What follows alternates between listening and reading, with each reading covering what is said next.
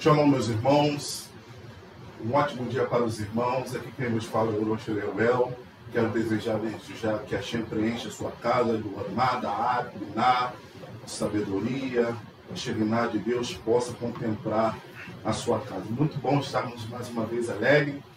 Estamos alegres e gratos em Deus pela oportunidade que a Shem nos concede de mais uma vez estar falando da sua santa palavra. É sempre bom alimentar a nossa alma. Como alimentamos o nosso corpo diariamente, nós precisamos também alimentar a nossa alma, e a nossa alma se alimenta com a palavra de Deus. Baruch Hashem, conforme o profeta Amós, o Micaías nos memória, eis que vem fome, mas não fome de pão e de água, mas sim fome da palavra de Deus.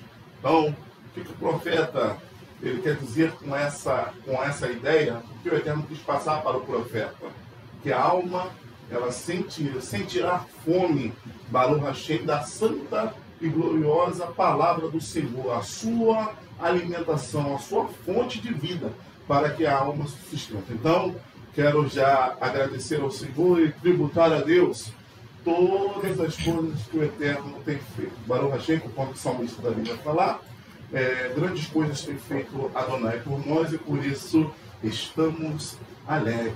Ou, em outro verso do Tehillim está escrito que a alegria do Senhor é a nossa força. Então, é através da alegria do Senhor que caminhamos, é através da alegria do Senhor que acordamos, é através da alegria do Senhor que estamos de pé. Baruch Hashem. Se os irmãos não lembrem, eu vou recapitular os nossos shiur Be'ezrat Hashem. Nós estamos falando a respeito dos 4 exílios. Baruch Hashem, Arba Galiot, Baruch Hashem, os 4 exílios com o qual Israel foi submetido devido às consequências do seu pecado. Conforme ele escreve em Midá, teve um livro de Mussar, um livro de ética e filosofia, ele vai falar que o homem possa ser um contador, que ele venha a contabilizar o prejuízo e o lucro de uma transgressão, de uma haverá, e também o lucro e o prejuízo de uma mitzvah. Existe prejuízo na mitzvah? Existe. Porque você vai contrário ao mundo, e muitas das vezes o mundo não vai entender a sua opção espiritual ou a sua opção de negatividade, mas isso é um prejuízo, não é verdade? Que você tem diante do mundo. Mas tudo isso é para a glória do Eterno. O lucro é bem maior em cumprir a mitzvah do que o prejuízo de cumprir a mitzvah. Baruch Hashem. Então, vamos recapitular para nós partirmos aqui desse pressuposto, para nós darmos o pontapé inicial a esse grande estudo que vai preencher a sua vida e sua alma. Eu falei, se os irmãos não se recordam muito bem, eu falei a respeito do autoexílio e do exílio forçado. Em poucas palavras, autoexílio é quando tem uma circunstância local, né, que faz com que você se mude ou você se mova-se do local onde você reside para um outro lugar. Isso é autoexílio. Exemplo, a fome, a peste, né, a falta de água e outras coisas mais que você precisa, são bens fisiológicos que o homem necessita para viver. Isso causa que o homem possa se mudar, ou seja, se mover de um local onde ele reside para um outro local. Isso se chama autoexílio. Na verdade, de um país para o outro, né? Essa é a ideia. Né? Sou residente do país, do Brasil, nós estamos residentes do Brasil, de repente há uma fome no Brasil, nós temos que nos locomover para a Argentina. É essa a ideia do autoexílio. O exílio forçado já é quando uma nação estrangeira domina o seu país. Exemplo, o Brasil entra em guerra com qualquer tipo de nação, com a Argentina, com o Peru, com o Chile, né? E o exército chileno, o argentino, vence o exército brasileiro. Consequentemente, o exército e a nação estrangeira, ela toma posse daquele país. Isso se chama espólios de guerra. E com isso, ela pode nos forçar, né, pela ideia bem clara, né, nos convidar, para ser mais uma linguagem bem culta, né, bem simples, nos convidarmos, nós retirarmos da nossa nação, da nossa residência. Isso se chama exílio forçado, diferente do autoexílio, que é as circunstâncias naturais que faz com a gente, que faz com que nós nos locomovemos de um lugar para o outro. Baruch Hashem, e eu dei exemplos a respeito do autoexílio e do exílio forçado. Né? Eu falei sobre o autoexílio. Está escrito lá em Gênesis, capítulo 12, verso 10. Contudo, sobreveio grande escassez e fome sobre a terra de Canaã, e Abraão desceu para o Egito, para ali viver algum tempo, porquanto a falta de alimento assolava a terra. Isso é um exemplo de autoexílio. Um outro exemplo de autoexílio, Gênesis capítulo 46, do verso 3 ao 4.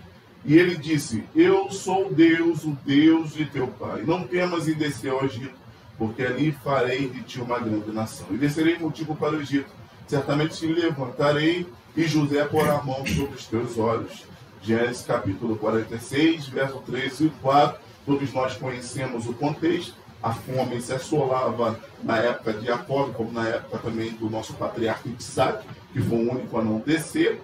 Baruch Hashem, e Jacó também teve que descer ao Egito, Baruch Hashem, conforme o seu avô Abraham Avinu, nosso pai. Baruch Hashem, dei outro exemplo também, já falando sobre a consequência do pecado, faz com que a gente perca, a terra nos vomite, a terra mesmo nos retire.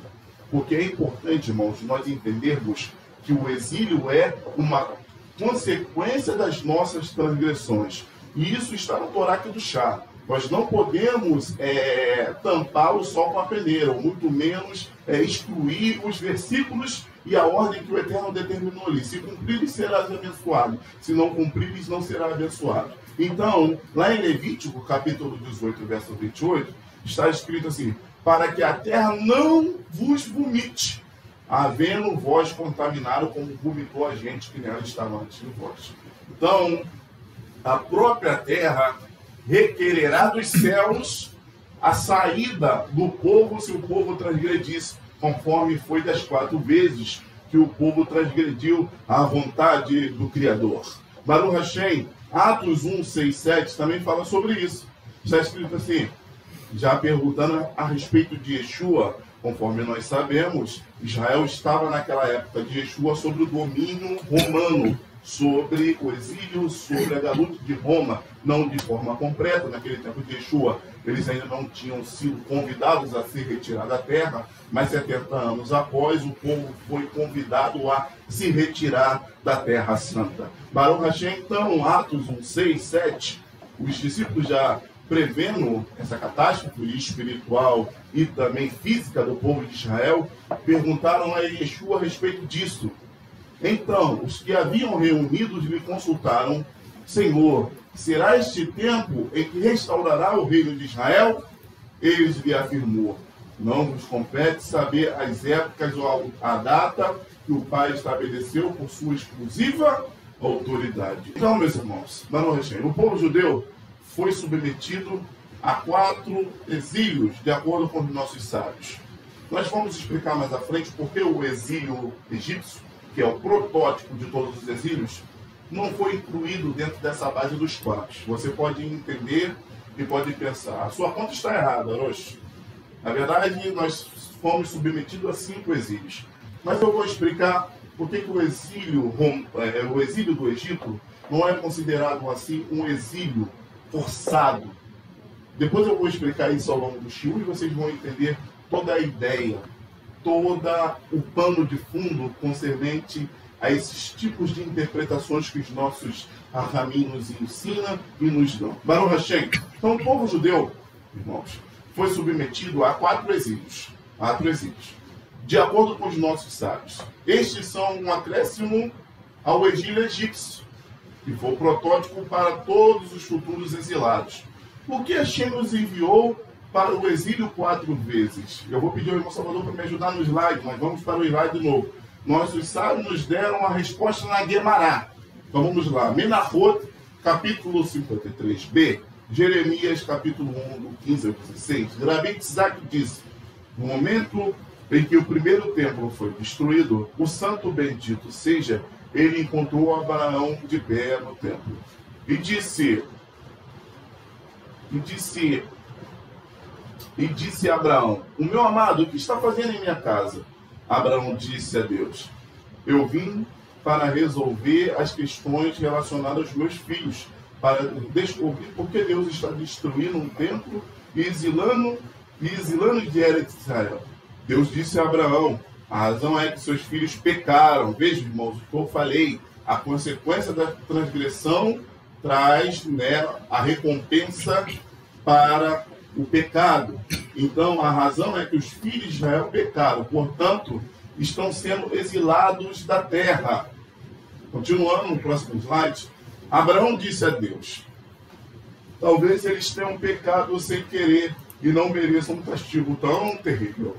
Deus disse a ele: vendo que ela cometeu a perversidade, isto é, as suas ações mais foram intencionais, Abraão disse ainda a Deus: talvez apenas uma minoria dos judeus tenha pecado, e o resto do povo deveria ser poupado da sua punição. Deus disse a ele: ou muitos, ou seja, a maioria das pessoas é culpada. E Abraão continuou, né, a argumentar com Hashem, nessa ideia de uma cerca que na Rota 53b. Abraão continuou a argumentar, mesmo assim. O Senhor poderia se lembrar do mérito do pacto da Brit, da circuncisão, que os teria protegido da retribuição. Deus disse a ele: e a carne santificada foi passada de você, pois eles negligenciaram a mitzvah da circuncisão. Continuando, Abraão persistiu e disse a Deus. Me lembra muito, né? Lá, Abraão intercedendo por Sodoma e Gomorra. Essa é a ideia que os nossos caminhos, Talmud, na Guemará, estão nos passando em Melachot 53b. Abraão persistiu e disse a Deus: talvez, se o Senhor tivesse esperado por eles, eles teriam voltado em arrependimento. Deus disse a ele: quando você faz o mal, você se alegra? Ou seja, é adequado que sejam punidos sem demora e não tenham tempo para se arrepender. Pois quando pecaram e não são punidos, eles se alegram e vivem à vontade. Ao invés de se arrependerem, são encorajados a fazer mais mal. Continuando, esse argumento, contra-argumento, defesa, resposta de Hashem, contra-argumento, refutação, contra-refutação entre Abraão e o nosso Hakadosh Baruch Hu. A Guemará nos mostra isso, né, através dessa alegoria. Uma vez que todos os seus argumentos foram refutados, Abraão imediatamente colocou as mãos sobre a cabeça em um ato de luto. Gritando e chorando, ele disse a Deus: é concebível, Deus me livre, que o povo judeu não tenha mais oportunidade de cura. Uma voz divina emergiu e disse-lhe a continuação do versículo: o Senhor chamou o teu nome de oliveira frondosa, a formosa e com bons frutos. Assim, com relação a esta oliveira, sua finalidade se cumpre em seu final, quando o seu fruto é colhido. Assim também, em relação ao povo judeu, seu propósito se cumprirá no fim deles, ou seja, eles finalmente se arrependerão e voltarão para mim. Conforme eu falei, que Rahal e Laatemot, ele vai nos ensinar e nos fala que um homem seja um contador, que ele aprenda a contar o lucro e o prejuízo da mitzvah, um lucro e um prejuízo das transgressões. Não se tratava de questões insignificantes, mas da maldade pretendida. Assim podemos entender que o exílio foi o tikkun, ou seja, o tikkun, a palavra tikkun em hebraico é uma correção, né, da maldade premeditada. Na verdade, é uma ideia de que se faça uma exegese, né, que um homem medite sobre seus erros, né, e abandone seus maus caminhos, conforme até em Kohelet, Shlomo Melech vai dar uma alegoria muito profunda a respeito disso. No entanto, Hashem tem grandes planos para o seu mundo. Ele fará com que os judeus cumpram um duplo dever. Além de serem consertados pelo seu pecado, eles também serão modelos para os gentios. Para entender isso, precisamos entender que os gentios, não prosélitos, são dados a Israel como herança. Então, meus irmãos, voltem para a minha tela, por favor, só para que eu me explique, depois eu vou voltar para o que o salmista fala no Terlim, capítulo 2, versos 7 e 9. Então, toda essa ideia né, de espalhar Bene Israel às nações, teve uma função dupla na mente dos sábios. Que função dupla é essa? A função é, primeiro, edificar os seus pecados, fazer uma autoanálise sobre as suas ações, arrepender-se e voltar para o caminho da verdade e da justiça. A outra face desse exílio em que o Bene Israel foi levado pelas nações é trazer as boas novas aos gentios, aos prosélitos, fazer tamudim, porque o salmista Davi, no Salmo 2, do verso 7 ao 9, que nós iremos ler, ele fala exatamente isso, que as nações foram dadas por possessões eternas a Adonai. Isaías também fala sobre isso, que um povo que não o conhecia o encontrou. E outros versos da Brit Hadashah concernente a isso. Mas eu quero ficar só com o Salmo, capítulo 2, do verso 7 ao 9, em que o salmista vai nos dizer isso. Vejam bem, irmãos. Olha como é importante essa ideia para nós entendermos que o exílio ele teve essa dupla função, esse duplo sentido para o Bene Israel e para os prosélitos, para as nações. Está escrito assim: proclamarei o decreto do Senhor. Ele me disse: tu és o meu filho, está falando de Yeshua, e hoje eu te gerei.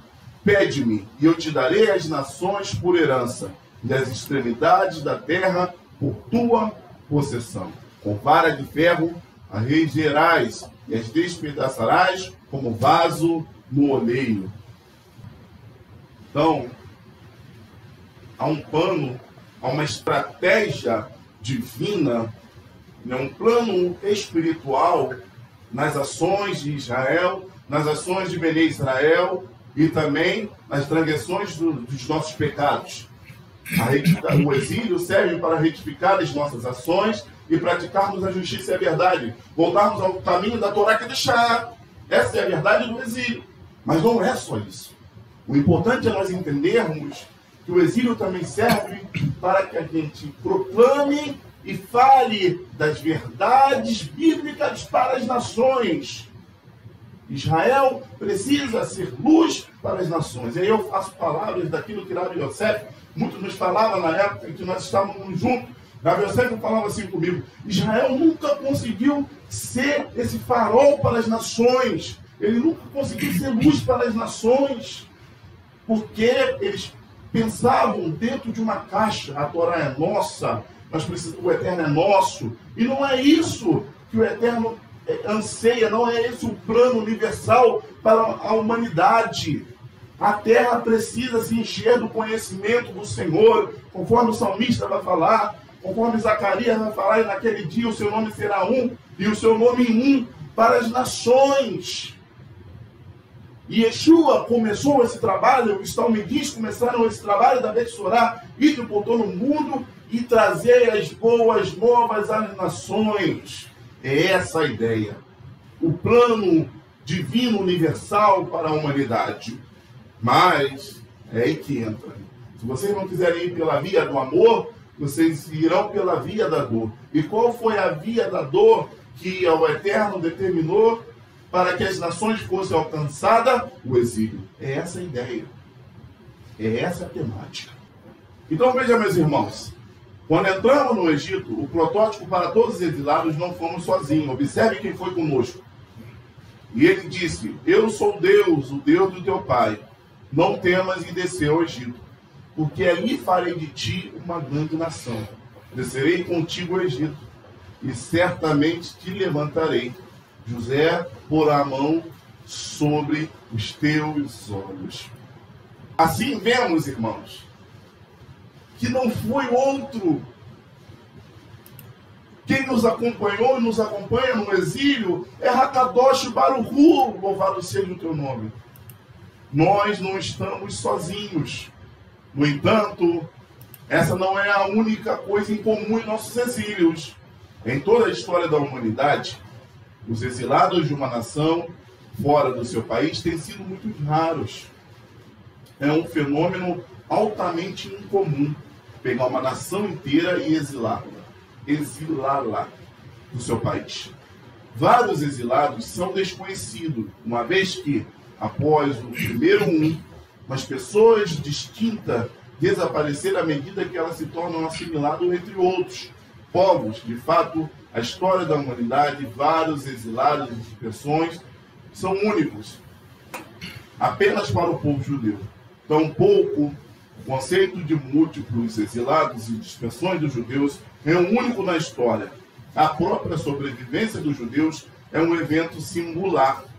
Nenhuma outra nação jamais sobreviveu sem uma pátria. No entanto, desde a destruição do Beit HaMikdash em 70 até o renascimento do moderno Estado de Israel, no século XX, o povo judeu sobreviveu na diáspora sem um Estado.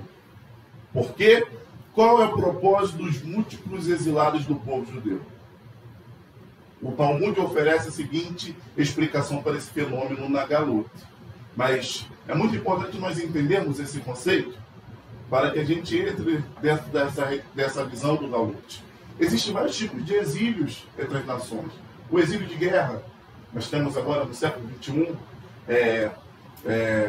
observando, sendo contemplados, né, por essa linha, por essa via de exilados, né, da Síria, né, ali do Iraque, na época lá do califado, do Estado Islâmico, né, que veio fazendo com que as pessoas, né, se mudassem do seu país, da sua residência, do seu local de origem, para um outro local devido às guerras, devido às atrocidades que o califado cometia. E nós vemos agora também os horrores da guerra acontecendo isso com os sírios. Muitos sírios foram exilados na Europa, exilados pela América do Sul, América Central, América do Norte, né, para a Austrália, e assim vai, exatamente por causa das guerras. Mas o povo judeu, dentro dessa ideia, o povo judeu ele não se assimilou entre as nações, alguns. Grande parte do povo ele manteve a sua identidade, manteve a sua raiz, manteve a sua essência. E isso, irmãos, até comprovado por vários professores acadêmicos, né, grandes doutores e pós-doutorados, né, PhD, nessas ideias de ciência política, ciência socioeconômica pessoal, né, ciências sociais, né, universais e todas essas coisas, é quase impossível uma nação que sofre um exílio ou que se locomove-se para um outro lugar, ela não se assimilar com o ambiente que agora vai o cercar. Mas, pasme, o povo judeu, ele manteve a sua identidade, mesmo entre as nações, mesmo entre as cidades, metrópoles, mesmo entre os países e estados, onde o povo judeu foi exilado, o povo judeu se manteve unido, manteve essa yahid, essa unidade, yahadut, essa unidade diante dos céus. Então, o Talmud vai falar a respeito disso, porque é um fenômeno muito raro, é muito sobrenatural que isso aconteça e que o povo judeu mantesse essa ideia, esse raciocínio. Então, o Talmud vai falar a respeito disso. Uma das razões pelo qual Deus nos espalhou, Pessahim 87b, Rabi Eleazar disse, mesmo com o tempo de ira do santo bendito seja, ele se lembra do atributo de misericórdia, como está escrito, porque eu, mas terei compaixão sobre, porque eu não, vírgula, né? É uma vírgula, mas terei compaixão sobre a casa de Israel. Nossos rabinos falam a respeito desse trato da vírgula, sobre esse tipo de exegese para o Hashem. Daspi, o verso é lido mudando a vírgula, para despertar a misericórdia de Deus sobre Israel.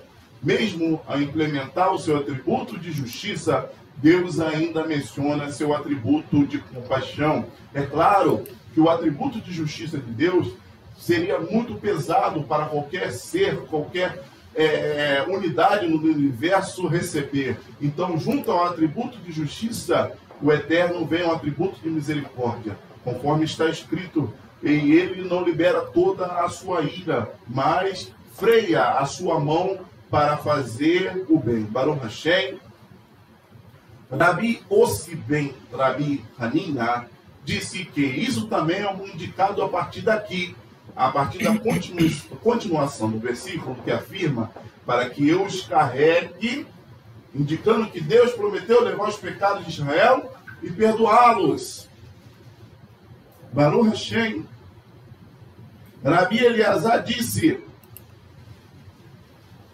o santo bendito seja ele, exilou Israel entre as nações, somente para que os convertidos se juntassem a ele. Conforme eu falei, existe uma via de mão dupla em todas as ações de Hashem para com Bnei Israel.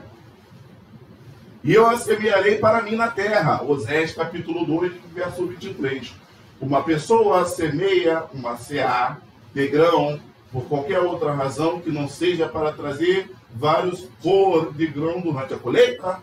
Da mesma forma, o exílio permite que os convertidos das nações se juntem ao povo judeu. Veja o que Rabi Yehunan disse, ainda na continuação dos slides. Baruch Hashem, Rabi Yehunan disse que esta ideia pode ser derivada daqui.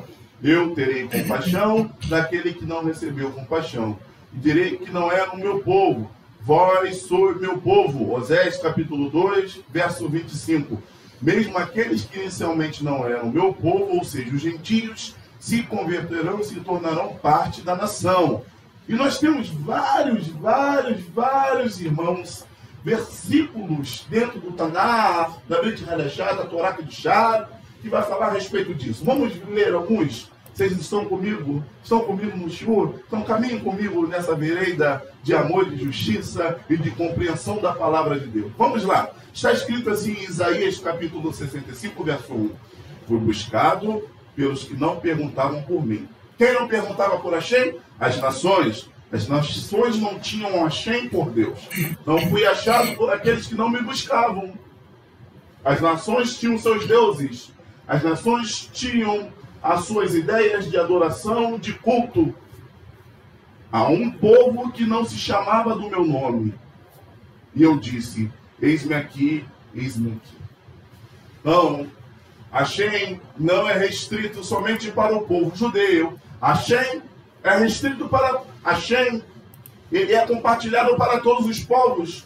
Todos os povos têm, se quiserem, recebem o conhecimento do Senhor, a Torá Kedushá, os mandamentos divinos, a sua palavra, a sua ética, a sua filosofia de amor, de compreensão, de paz, de justiça, de bondade, de misericórdia, de caminhos verdadeiros, de caminhos retos. Todas as nações, irmãos, podem, se quiserem, compartilhar do caminho justo, do caminho do amor. E quem nos abriu essa porta, quem abriu essa porta às nações? Yeshua, nosso Messias e Rei, abriu essa porta às nações, fazendo com que todas as nações tomassem conhecimento da verdade, da justiça, tomassem conhecimento do verdadeiro Deus e do único Deus. Baruch Hashem, continuando ainda dentro dessa temática, Isaías, capítulo 2, ele continua falando a respeito disso. Vamos ler? Vamos ler, meus irmãos?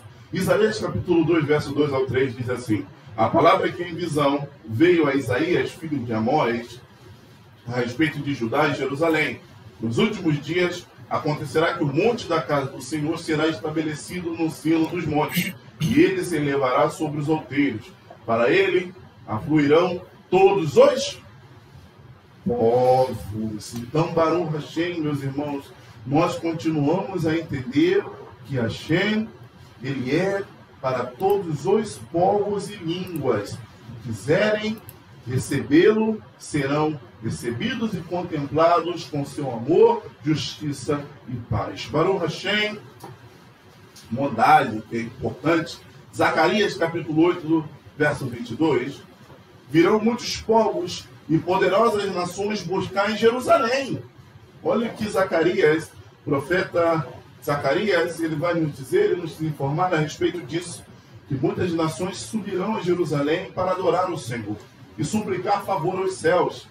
Então, ele diz assim: virão muitos povos e poderosas nações buscar em Jerusalém o Senhor dos Exércitos e suplicar o favor do Senhor. Meus irmãos, isso tem acontecido em nossos dias. As representações das nações, que é as embaixadas, elas têm subido, claro, né, aos poucos. Esse trabalho é aos poucos, ao passo da criança e do gado, mas muitas nações já têm fixado a sua representatividade em Jerusalém, meus irmãos. Essa profecia de Zacarias, ela tem se cumprido em nossos dias. E Zacarias ainda fala assim: poderosas nações. Qual é a nação mais poderosa do mundo nos dias de hoje? Estados Unidos da América.